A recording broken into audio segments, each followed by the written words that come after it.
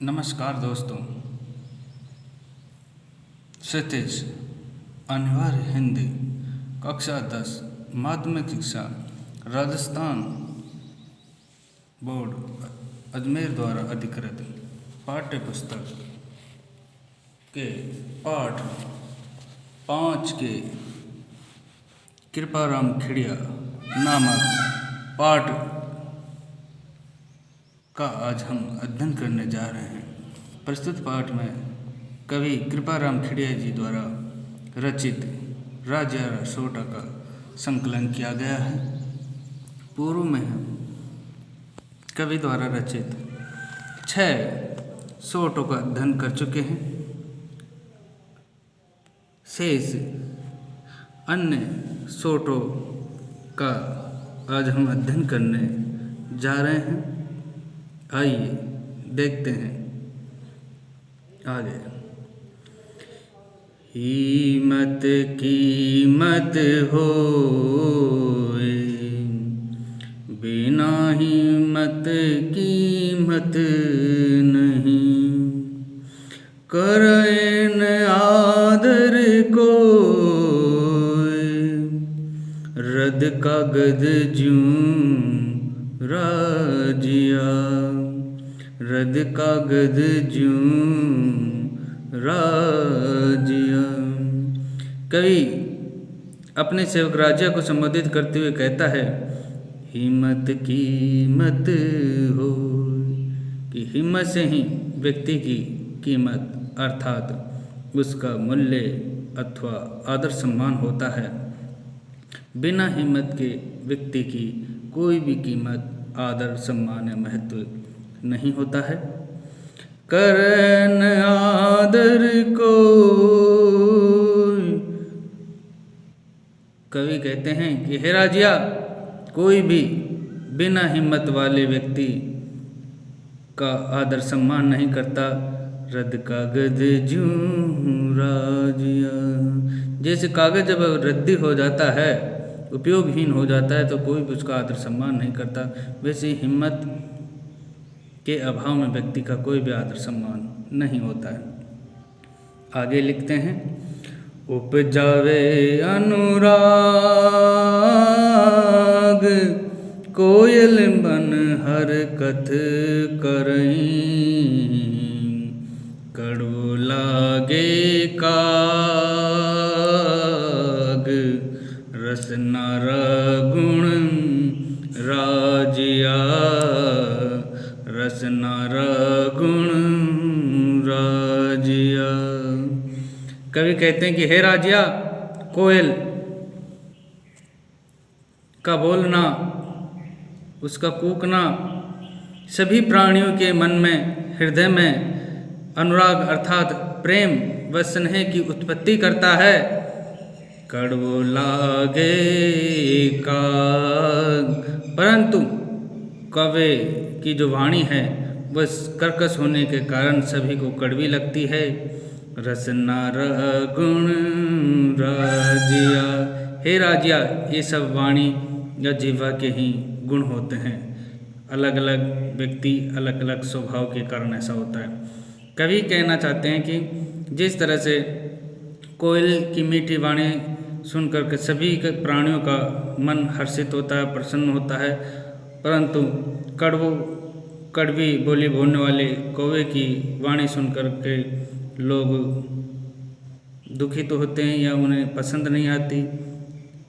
इसलिए हमें भी सभी जीवों को कोयल की तरह प्रसन्न करने वाली वाणी को बोलना चाहिए। कौवे की तरह लोगों को कड़वी लगने वाली वाणी का उपयोग नहीं करना चाहिए। आगे लिखते हैं, दूध नीर मिल दो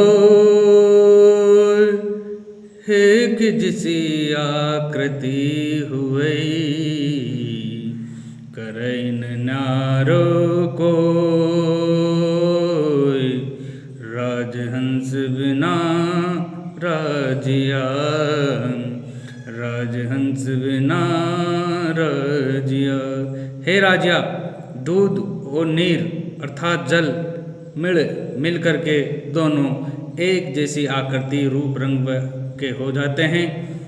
इन दोनों के मिश्रण को कोई सामान्य व्यक्ति अलग अलग नहीं कर सकता, केवल जो राजहंस होता है वही इसको अलग अलग कर सकता है। आगे लिखते हैं, कहने का अर्थ ये कि जो न्याय, अन्याय, सत्य, असत्य आदि जब आपस में मिल जाते हैं तब विवेकी और गुणवान पुरुष ही उन दोनों को अलग अलग कर सकता है। न्याय को अन्याय को, सत्य असत्य को सामान्य व्यक्ति नहीं कर सकता। जो राजहंस के समान विवेकशील है वही प्राणी इनमें भेद कर सकता है। मलया गिरी मंझार हर को तर चन्नन हुवई, संगत लिए सुधार रुखही ने राजिया, रुखही ने राजिया। इसमें संगत है उसका प्रभाव बताया है कवि ने। कहते कि हे राजिया, मलयगिरी पर्वत के मध्य हर वृक्ष चंदन के समान शीतलता व सुगंध ग्रहण कर लेता है, क्योंकि वह चारों तरफ से चंदन के वृक्षों से घिरा हुआ होता है। इसलिए संगत लिए सुधार, उनकी संगत के कारण अन्य जो वृक्ष होते हैं वे भी अपने शरीर में सुगंध व शीतलता का गुण धारण कर लेते हैं। तो जो प्राणी साधु अर्थात सज्जन लोगों के बीच में रहते हैं, चंदन लोगों के बीच में रहते हैं, वे दुर्जन व सामान्य स्वभाव वाले व्यक्ति भी अपने स्वभाव में सुधार ला सकते हैं। पाटा पीड़ उपाव तन लगा तरवारिया, वह जीव राघा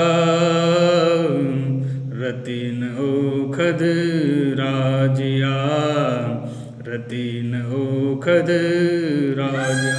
यहाँ पे वाणी के घाव का वर्णन करते हैं कवि और कहते हैं कि हे राजिया, पाटा पीड़ उबाव तन लागा तरवारिया, कि हे राजिया, जो तन शरीर पर तलवारों के जो घाव लग जाते हैं वो घाव मरहम पट्टी के आदि अन्य उपायों से उन घावों का इलाज हो जाता है, उनकी जो पीड़ा है वो दूर हो जाती है, जख्म भर जाते हैं।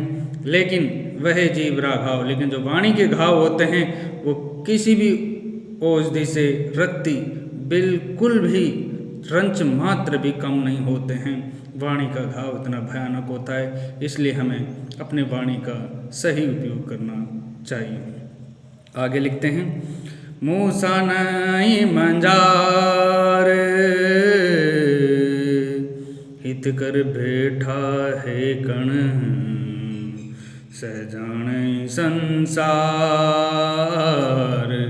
रसन रहसी राजिया, रसन रहसी राजिया। कवि वर्णन करते हैं कि जो विपरीत स्वभाव वाले व्यक्ति होते हैं उनमें कभी भी मेल संभव नहीं है।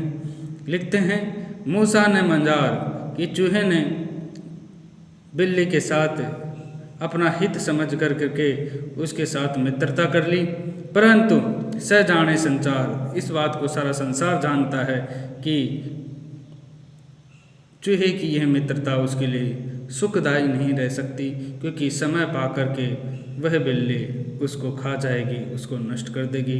वैसे ही जो दुष्ट व्यक्तियों के साथ सामान्य व्यक्ति की जो मित्रता है वो कभी सुखदायी नहीं होती है। वो दुष्ट व्यक्ति समय या अवसर मिलते ही वह उसको हानि पहुंचा सकते हैं, इसलिए ऐसे व्यक्तियों से दूर रहें।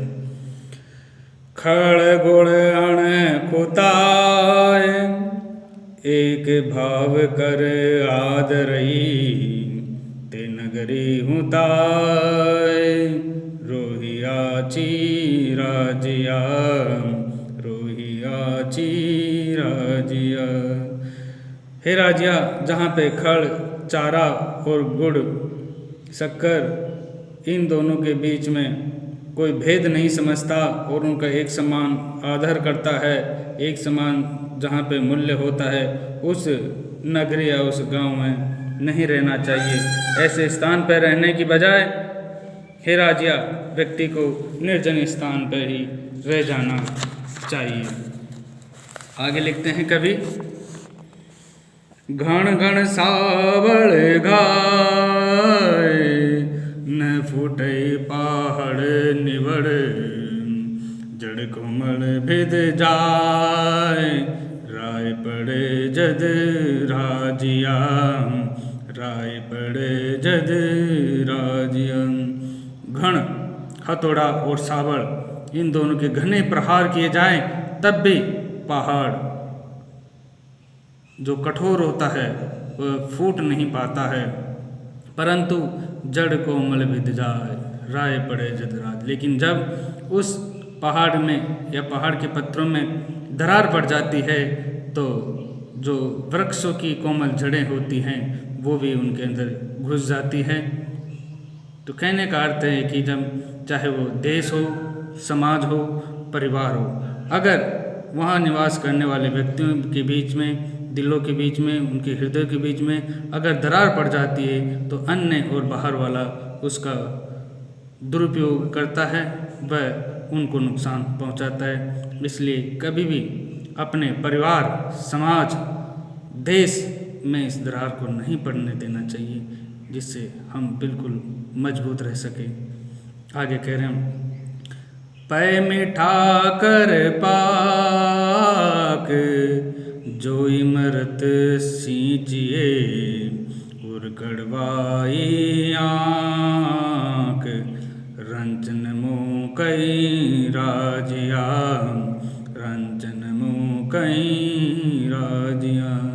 कवि लिखते हैं कि पै मिठा कर पाक की जो आँख का रस होता है या दूध होता है वह बहुत कड़वा होता है, और उसमें अगर मीठा मिला करके, दूध मिला करके या इमरत के समान अच्छे उसमें व्यंजन मिला करके अगर उसको पकाया जाएगा तब भी उर कड़वाई आँख, जो आँख के हृदय में जो कड़वाहट है वो रंच मात्र भी, लेस मात्र भी मुकई कम नहीं होती है, वो फिर भी कड़वा का कड़वा ही रहता है।